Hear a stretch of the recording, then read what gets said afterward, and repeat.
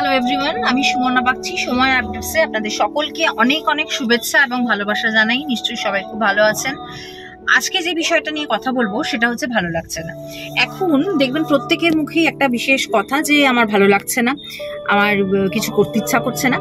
একটু বিষয়টা একটু ভেবে দেখুন, বিষয়টা একটু কোথাও রাজার অসুখের মতো হয়ে গেছে। মানে কোনো কাজ হয়তো সেভাবে হচ্ছে না বা করতে চাইছি না, বা কমফোর্ট জোন থেকেও আমাদের এই ভালো না লাগা বিষয়টা আসে। আমি অনেককেই দেখেছি যাদের হয়তো লাইফে আগের অনেক সিচুয়েশন কমপ্লিকেটেড ছিল বা কোনো না কোনো সমস্যায় তারা নানাভাবে কষ্ট পেয়েছেন। তার পরবর্তী সময় যখন তারা রিলিফটা পান, একটা রিলিফ হয়তো তাদের এলো লাইফে, কিন্তু ঠিক সেই সময়টাই তাদের মধ্যে কোথাও মনে হচ্ছে না ভালো লাগছে না, কিছু করতে ইচ্ছা করছে না, কি করে ভালো লাগবে সেই বিষয়টা হচ্ছে। এবং সমস্যাটা আরো গভীর হয়ে যাচ্ছে যখন বাড়িতে হাজবেন্ড বা সন্তানের ওপর একটা ভীষণভাবে একটা চাপ সৃষ্টি হচ্ছে। এই বিষয়ে বলি যে ছোটবেলায় হয়তো অনেক কিছু থেকে আমরা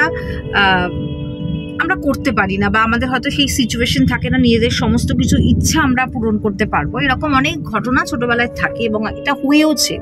তো আমরা মা বাবা হিসাবে কি করি, আমরা চাই আমাদের সন্তানরা যেন সেই সমস্ত সাপোর্ট পেয়ে বা হেল্প পেয়ে তারা যেন সেই কাজগুলো করতে পারে।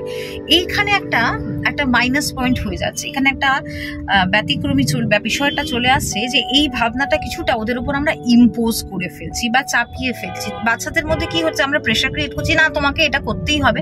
এবং একটা বাচ্চা সে সুইমিং শিখবে, সে ক্যারাটে শিখবে, সে আঁকা শিখবে, গান শিখবে, সব একসাথে করবে। তো সেই সময় তার প্লাস তার পড়াশোনা আছে, তাহলে ওর লাইফটা কি, তাহলে সে তার জীবনটা কিভাবে এনজয় করবে।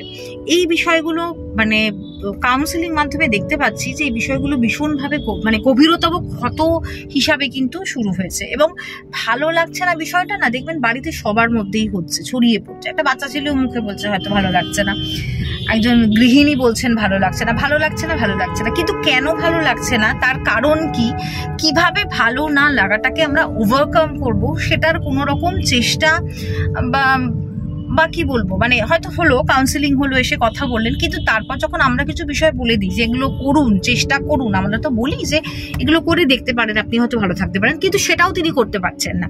তখন সমস্যাটা হয় যে এই যে মনন শক্তি বা ইচ্ছা শক্তিটা যে হ্রাস ঘটছে, সেটা কিছুটা নিজেকে চেষ্টা করতে হবে।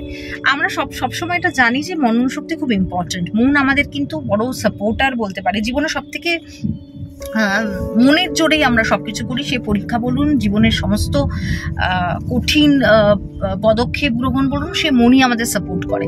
কিন্তু এই মনকে আমরা দুর্বল করে ফেলি নিজেরাই। মানে কোথাও একটা আস্তরণ ফেলে দিই, না ভালো লাগছে না, কিন্তু কেন ভালো লাগছে না সেই কারণটা আমরা জানি না।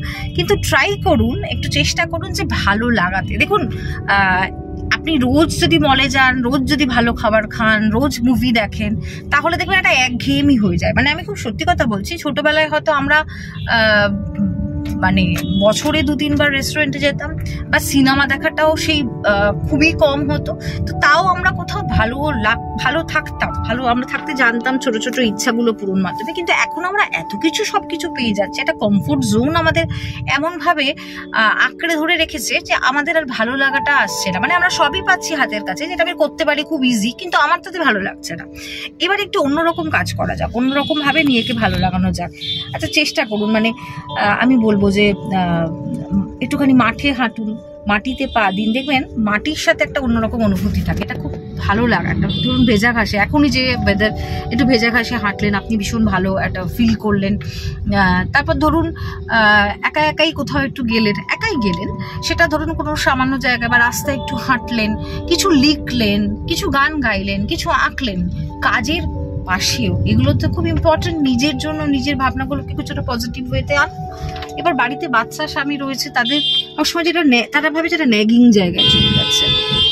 তো আমি এটাই বলবো যে আপনারা একটু চেষ্টা করবেন যে নিজেদেরকে দিয়ে কিছু চেষ্টা করা। মানে কাউন্সিলার্স আছে, ডক্টরস আছে, সবাই আপনাদের যেমন সাপোর্ট করছে, কিন্তু নিজেকে যদি নিজে সাপোর্ট না করা হয় তাহলে কিন্তু আর ভালো থাকা যায় না।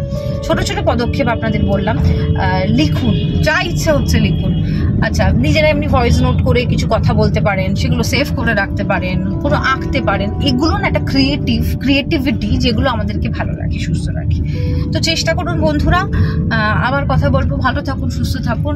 যদি মনে হয় ভিডিওটা আপনাদের ভালো লেগেছে, অবশ্যই লাইক, শেয়ার এন্ড সাবস্ক্রাইব করতে ভুলবেন না। নমস্কার।